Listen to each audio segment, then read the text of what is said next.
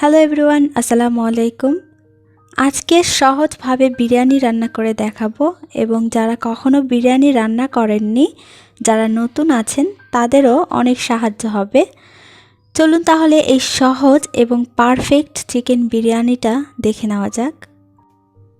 প্রথমেই আমি একটা হাঁড়িতে 1/4 কাপ পরিমাণ সয়াবিন তেল দিয়ে দিচ্ছি 5টা এলাচ, 2টা লবঙ্গ এবং 3টা দারুচিনির টুকরো দিয়ে দিলাম এবং একটা তেজপাতা মাঝখান থেকে ফালি করে ব্যবহার করেছি।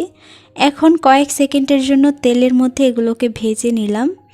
ভেজে নেওয়া হয়ে গেলে দিয়ে দিচ্ছি 1/4 কাপ পরিমাণ পেঁয়াজ কুচি। পেঁয়াজটাকে একটু ভালো করে ভেজে নিতে হবে ব্রাউন করে। কিছুক্ষণ পর যখন পেঁয়াজটা এরকম ব্রাউন করে ভাজা হয়ে যাবে তখন চিকেনটা দিয়ে দেব। আমি ছোট ছোট টুকরো করে নিয়েছি, আপনারা চাইলে যে কোনো সাইজের টুকরো করে নিতে পারেন। এখন এই বেরেস্তার মধ্যে এই যে চিকেনটা আছে এটাকে কিছুক্ষণের জন্য একটু ভেজে নেব। কিছুক্ষণ 1 মিনিটের মতো ভাজা হয়ে গেলে দিয়ে দিচ্ছি 2 টেবিল চামচ আদা বাটা, 2 টেবিল চামচ রসুন বাটা। এখন এই আদাটাকে একটু মিশিয়ে নিচ্ছি যাতে নিচে লেগে না যায় বা পুড়ে না যায়। 1 টেবিল চামচ পরিমাণ শাহি গরম মশলা দিয়ে দিলাম আর 1/2 টেবিল চামচ পরিমাণ দিয়ে দিচ্ছি জিরার গুঁড়া আর 1/2 টেবিল চামচ পরিমাণ মরিচ গুঁড়া। ঝালটা পরিমাণ বুঝে ব্যবহার করবেন, বিরিয়ানিটা কিন্তু অল্প একটু ঝাল হলে খেতে ভালো লাগে। এখন সবগুলো মশলার সাথে মিশিয়ে নেব আর পরিমাণ মতো লবণ দিয়ে দেব। লবণটা দেওয়া হয়ে গেলে এটাকে অল্প একটু কষিয়ে নিতে হবে যে পর্যন্ত তেলটা ভেসে না উঠছে। ঢাকনা দিয়ে ঢেকে দিচ্ছি কয়েক মিনিটের জন্য। প্রায় 1 থেকে 1.5 মিনিট পর দেখুন তেলটা কিন্তু উপরে ভেসে উঠেছে। এই পর্যায়ে আমি টক দই ব্যবহার করব। এখানে আমি 3 টেবিল চামচ পরিমাণ টক দই ভালো করে ফেটিয়ে নিয়েছি, সেটা দিয়ে দিলাম। আর 3টা মিডিয়াম সাইজের আলু এখানে কিউব করে কেটে দিয়ে দিলাম। এবার সবগুলো উপকরণ একসাথে মিশিয়ে নেব এবং ঢাকনা দিয়ে ঢেকে এটাকে রান্না করব যতক্ষণ না মুরগি থেকে পানি বের হচ্ছে। মুরগি থেকে কিন্তু অনেকখানি ঝোল বের হবে অল্প আঁচে কষিয়ে নেওয়ার ফলে। কিছুক্ষণ পর দেখবেন এরকম অনেকখানি ঝোল বের হয়েছে, তখন এই ঝোলের মধ্যে অল্প আঁচে মুরগিগুলোকে রান্না করে নিতে হবে।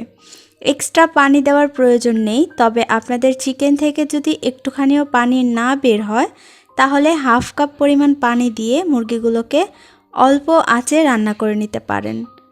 অল্প আঁচে রান্না করার পর দেখবেন মুরগিটা একদম সেদ্ধ হয়ে যাবে, যেহেতু এটা ফার্মের মুরগি।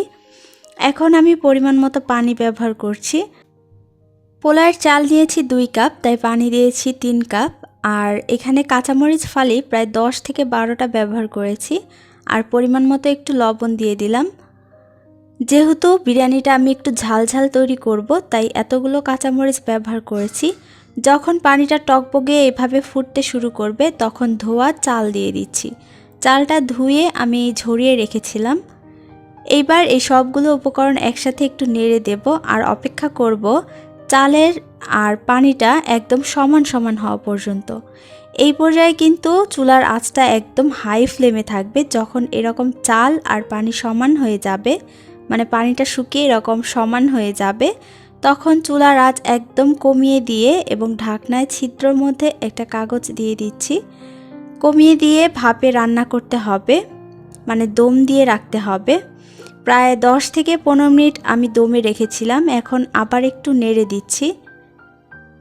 দেখুন চালটা কতটা ঝরঝরে হয়েছে। আর অবশ্যই খেয়াল রাখবেন যখন টকবগে ফুটতে শুরু করবে তখন ঢাকনা খুলেই ফুল আঁচে পানিটাকে সমান করে আনতে হবে।